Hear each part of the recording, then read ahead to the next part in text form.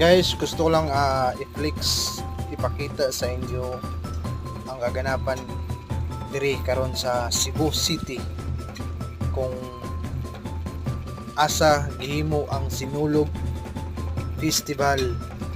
Kaya guys, na-appreciate ko talaga guys. Grabe, ang ganda na talaga.